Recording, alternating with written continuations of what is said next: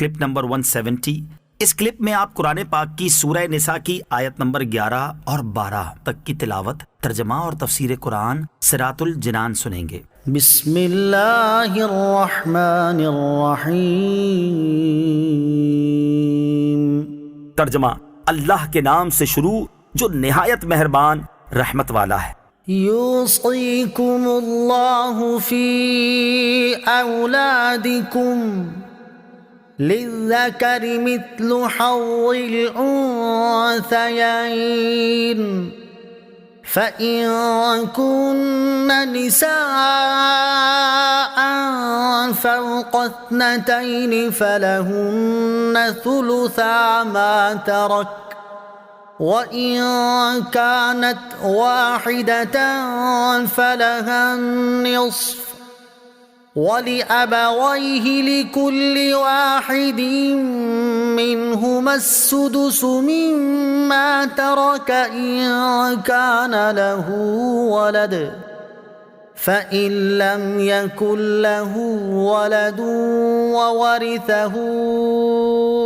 أبواه فلأمه الثلث فإن كان له إخوة فلأمه السدس من بعد وصية يوصي بها أو دين آباؤكم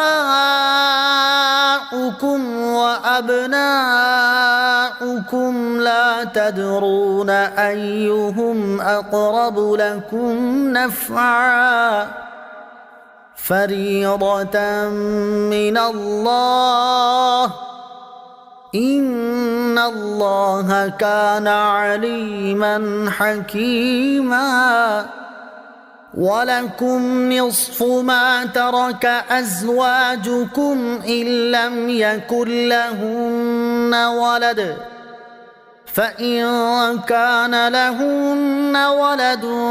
فَلَكُمُ الرُّبُعُ مِمَّا تَرَكْنَ مِن بَعْدِ وَصِيَّةٍ يُوصِينَ بِهَا أَوْ دَيْنٍ وَلَهُنَّ الرُّبُعُ مِمَّا تَرَكْتُمْ إِن لَّمْ يَكُن لَّكُمْ وَلَدٌ فَإِن كَانَ لَكُمْ وَلَدٌ فَلَهُنَّ الثُّمُنُ مِمَّا تَرَكْتُم مِّن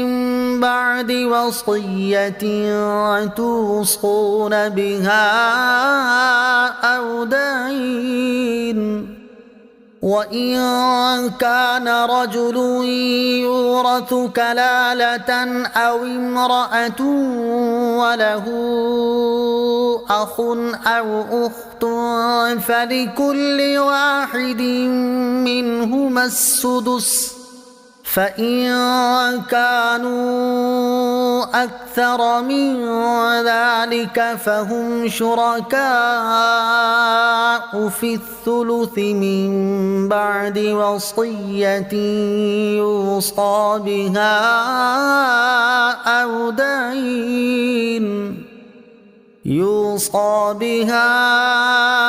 أَوْ دَيْنٍ غَيْرَ مُضَارٍّ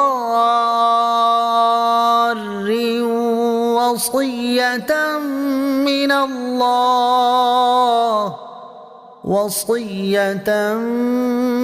اللَّهِ وَاللَّهُ عَلِيمٌ حَلِيمٌ۔ ترجمہ: اللہ تمہیں تمہاری اولاد کے بارے میں حکم دیتا ہے۔ بیٹے کا حصہ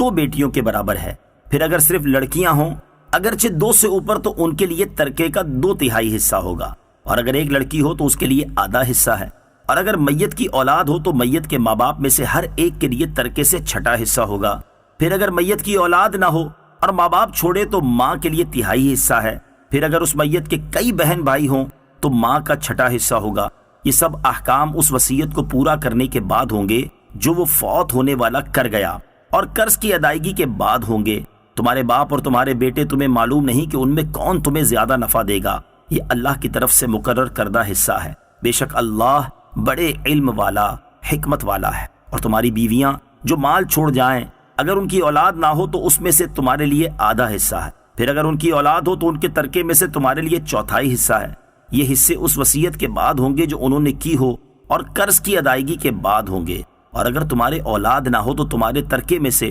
عورتوں کے لیے چوتھائی حصہ ہے، پھر اگر تمہارے اولاد ہو تو ان کا تمہارے ترکے میں 8واں حصہ ہے۔ یہ حصے اس وصیت کے بعد ہوں گے جو وصیت تم کر جاؤ اور قرض کی ادائیگی کے بعد ہوں گے، اور اگر کسی ایسے مرد یا عورت کا ترکہ تقسیم کیا جانا ہو جس نے ماں باپ اور اولاد میں سے کوئی نہ چھوڑا اور صرف ماں کی طرف سے اس کا ایک بھائی یا ایک بہن ہو تو ان میں سے ہر ایک کے لیے چھٹا حصہ ہوگا، پھر اگر وہ ماں کی طرف والے بہن بھائی ایک سے زیادہ ہوں تو سب تہائی میں شریک ہوں گے۔ یہ دونوں صورتیں بھی میت کی اس وصیت اور قرض کی ادائیگی کے بعد ہوں گی جس وصیت میں اس نے ورثاء کو نقصان نہ پہنچایا ہو۔ یہ اللہ کی طرف سے حکم ہے اور اللہ بڑے علم والا بڑے حلم والا ہے۔ یوصیکم اللہ فی اولادکم، اللہ تمہیں تمہاری اولاد کے بارے میں حکم دیتا ہے۔ وراثت کے احکام میں کافی تفصیل ہے، انہیں جب تک باقاعدہ کسی کے پاس بیٹھ کر مشق کے ذریعے حل نہ کیا جائے تب تک سمجھنا مشکل ہے، اس لیے انہیں سمجھنے کے لیے باقاعدہ کسی علم میراث کے عالم کے پاس بیٹھ کر سمجھیں۔